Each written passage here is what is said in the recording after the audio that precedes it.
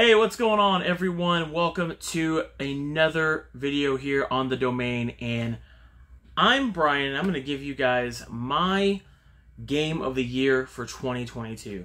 2022 had a ton of amazing releases, from Elden Ring to games like Tunic and everything else in between. I want to talk about some of the games from this year that I really enjoyed. A lot of games I didn't get the chance to check out yet. Some I'm still finishing. And I want to give you guys my game of the year for 2022. So I know a lot of people might think that maybe my game of the year for 2022 might be Elden Ring. Well, I'm going to tell you right now, that's not it. No, my game of the year is not Elden Ring. But I want to make it very clear.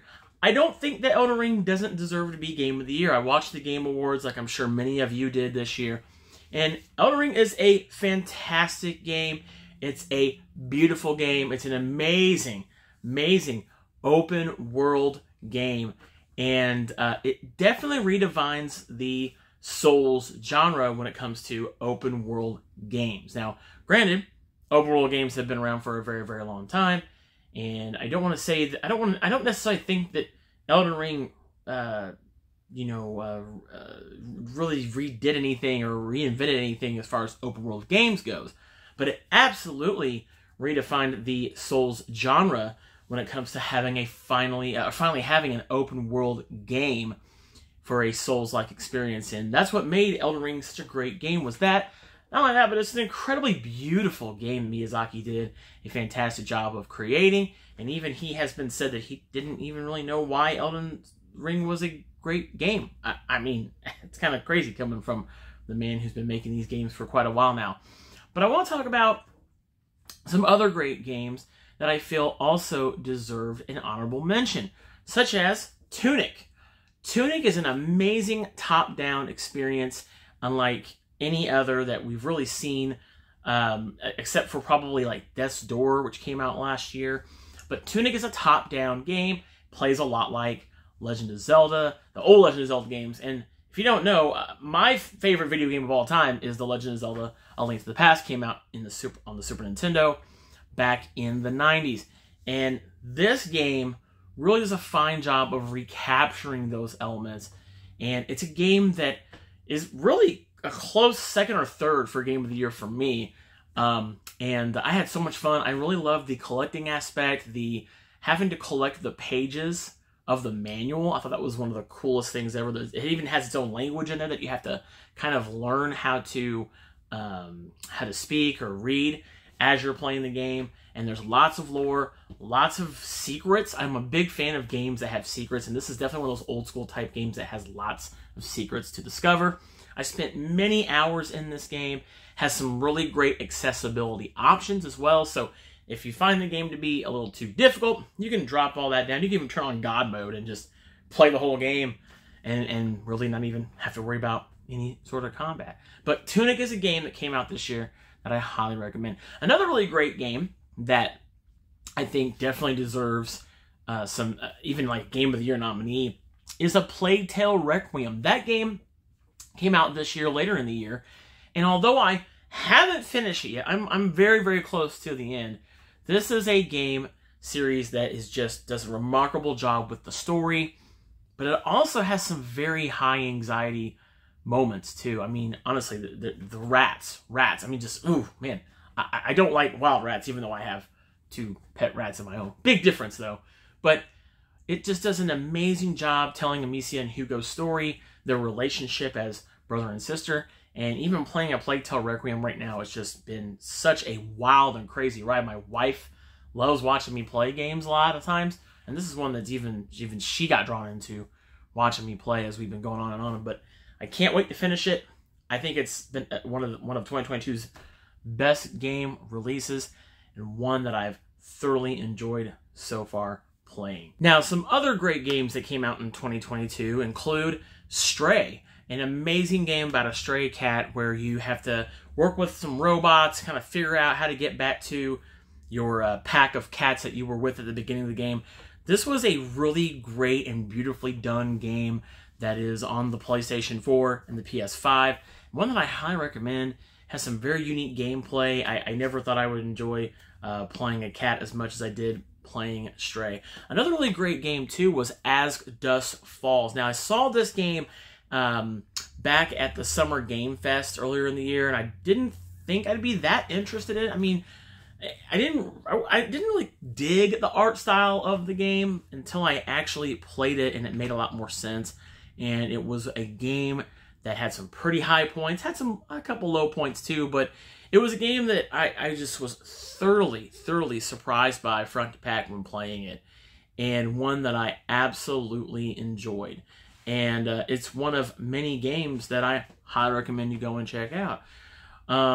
Also, I want to throw in here, because I don't really see this mentioned, is the Ninja Turtles Shredder's Revenge game. But I also want to add on top of this the Cowabunga Collection. So if you are a big Ninja Turtles fan like myself, you would have, if you've not played these games by now, you need to do yourself a favor and do so, because you've got two great games that offer hours and hours of fun, especially for co-op if you're a big fan of playing couch co-op like I am. So Shredder's Revenge was the new Ninja Turtles game that came out this year, and it's just a ton of fun.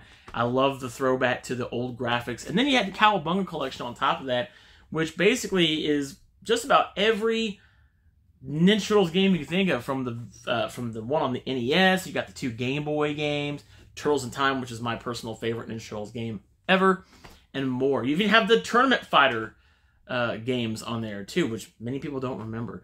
So those are some examples of some other great games that came out in 2020. Let's not also forget about Horizon Forbidden West. What an incredibly gorgeous game. We talked about gorgeous games in Elden Ring. Man, Horizon Forbidden West. I don't think this game gets enough credit. See, what I don't like is a lot of these games come out earlier in the year, and so by the time we get to this time of year, they tend to get lost in the mix with releases that just came out. So for me, Horizon Forbidden West was such an amazing story. I love those games, that franchise. I hope to see some more. I know they got a VR game coming out, which looks really good on the PSVR 2. I think that's coming out next year, or maybe in 2024. But those games are great. I love the machines. I love the mix of the old and the new technology and things like that. Such an incredible game. I have a lot of fun. It's another open world game that I thoroughly enjoyed. But what I want to get to is my game of the year. And I love this series. I've been playing these games since the first one, like over 2 decades ago now, it feels like. I think it's been that long ago. And that's God of War Ragnarok. I'm a big fan of God of War. Kratos is one of my all-time favorite video game characters ever.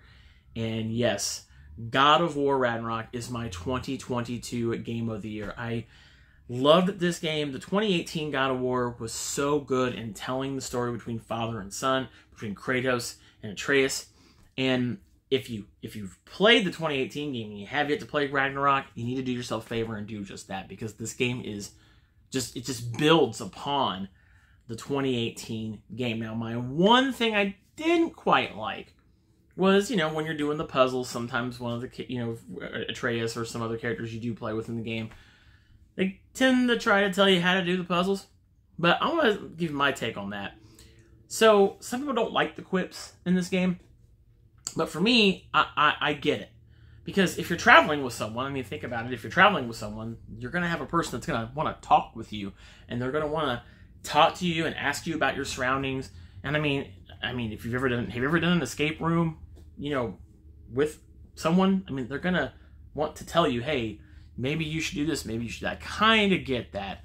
And I know there's some people out there who don't like to have help or things like that. I'm old enough now that I don't really care about that stuff very much anymore these days. So it didn't really bother me all that much, but it was a little bit excessive at times. But outside of that, God of War Ragnarok tells an amazing story.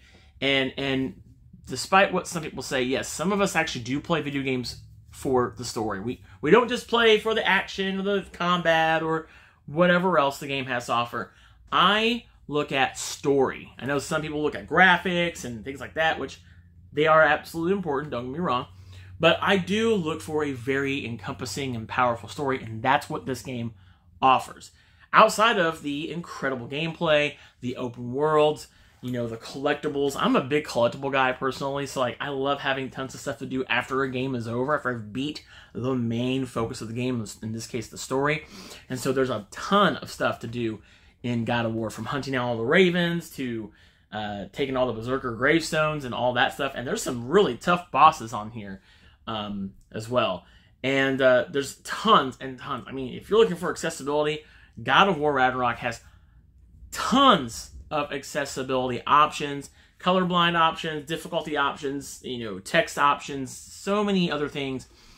And I think I can't say if I've ever played a game with more accessibility options than I have God of War Ragnarok. So, yes, God of War Ragnarok is my personal Game of the Year for 2022. And the Sony Santa Monica studio does a fantastic job. They knocked it out of the park and did a great job bringing me back into Kratos' world.